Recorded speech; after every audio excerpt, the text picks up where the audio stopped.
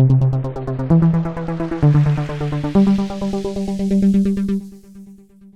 is going on, everybody? Welcome back to Manta XP, or welcome to Manta XP if it's your first time here.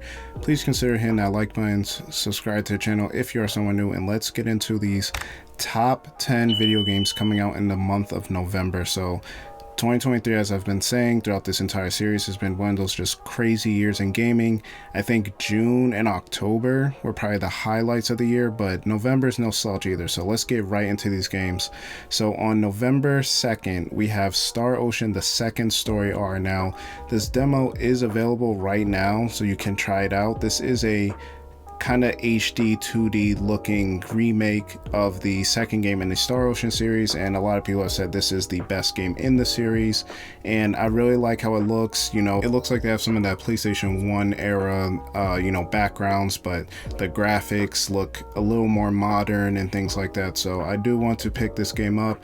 I'm probably going to wait for see if it goes on sale for Black Friday, but I did see the game was only $50, I believe, instead of that full $60. So you can pick it up on Nintendo Switch, PS4, PS5, and PC on November 2nd. Also coming out on November 2nd is RoboCop Rogue City. So this is coming out on PS5, Xbox Series S and X, PC, and Switch. So this is next gen only, and I've seen a few previews for it. I'm not a RoboCop fan. That wasn't, my era when I grew up, but I've seen a few people pretty excited for it. It seems like very over the top as far as violence and just how the gameplay is and everything like that. So it is in Unreal Engine 5, so it does look pretty good. So, I don't think it'll come out to crazy reviews. It won't be a 90 Metacritic, maybe a, 80, maybe a 79, maybe an 82, who knows, but we'll see. But if you're looking forward to it, you can catch that game, RoboCop, on November 2nd as well. Then the very next day, we have WarioWare Move It for Nintendo Switch. So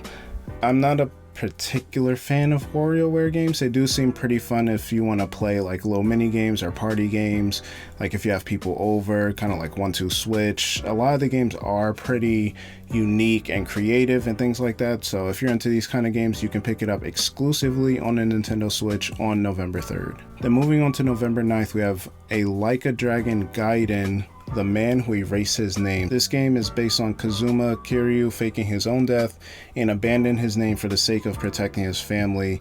So this game is in the Yakuza or Like a Dragon series, and a lot of people have been getting into this series as of late, especially with Like a Dragon Ishin coming out recently on Game Pass. I plan to play that, and then we have Like a Dragon Infinite Wealth coming out early next year. So this game will be in Game Pass as well, and you can play it on PC, PS4, PS5, Xbox One, and Xbox Series X and S on November 9th.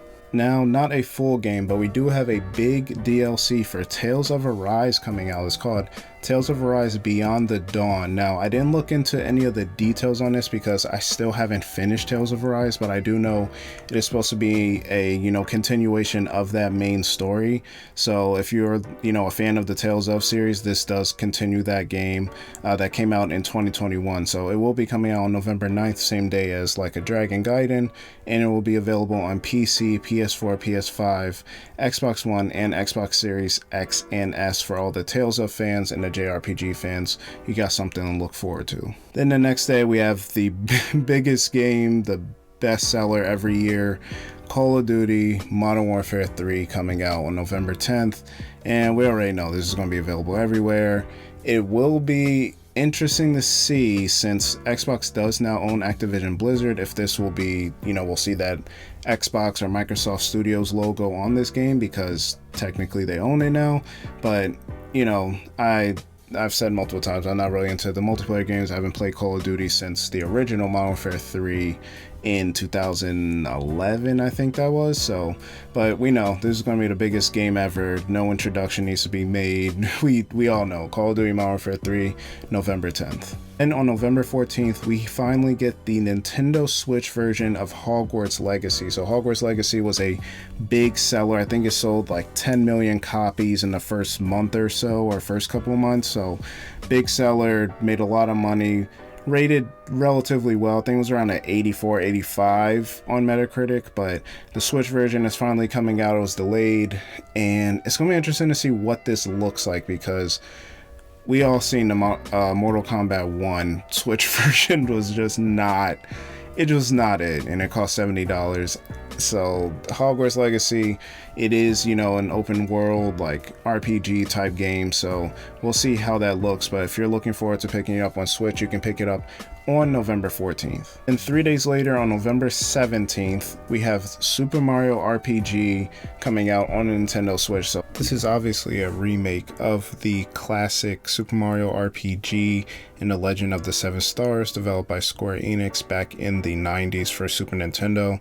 And we know what happened with that, you know, the whole rift between Square Enix and Nintendo with the PlayStation and all that weird stuff happening. But people have been waiting for this. You know, we're seeing a lot of these classic games that people never got a chance to play, myself included, and it's coming out. It's got updated visuals, different graphics, things like that, but it seems to be a one-to-one remake. So a lot of people that have played the original have said, like, yeah, the environments are pretty much the same, obviously updated graphics, but, you know, even the movements, the exact enemies in the exact area seems to be the same. So I'm definitely looking forward to it. Like I said, getting more into this style of game, and I never got to play it. So if you are looking forward to it, you can check it out on Nintendo Switch on November 17th. And the last two games that are also coming out on November 17th, the first one is Persona 5 Tactica. So this will be coming out on PC, PS4, PS5, Nintendo Switch, Xbox One, Xbox Series X and S, and it'll also be day one on Game Pass. So we do see that you know, relationship between Microsoft and Sega / Atlas continuing with these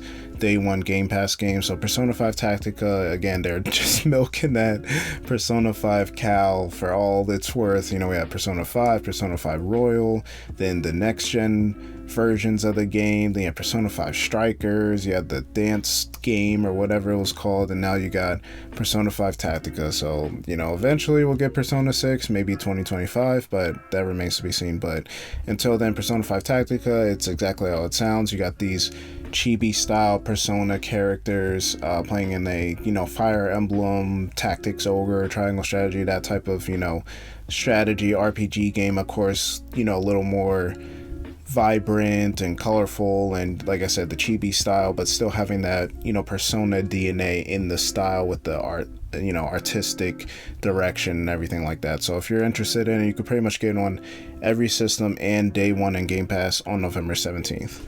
And then for the last game on our list, on November 17th, we have Naruto x Boruto Ultimate Ninja Storm Connection. So this game will be coming out on PC, Switch, PS4, PS5, Xbox One, Xbox Series X and S. And, you know, it's a Ninja Storm game if you're interested in another anime arena fighter, because, you know, God knows we just need another one of those. But this is interesting.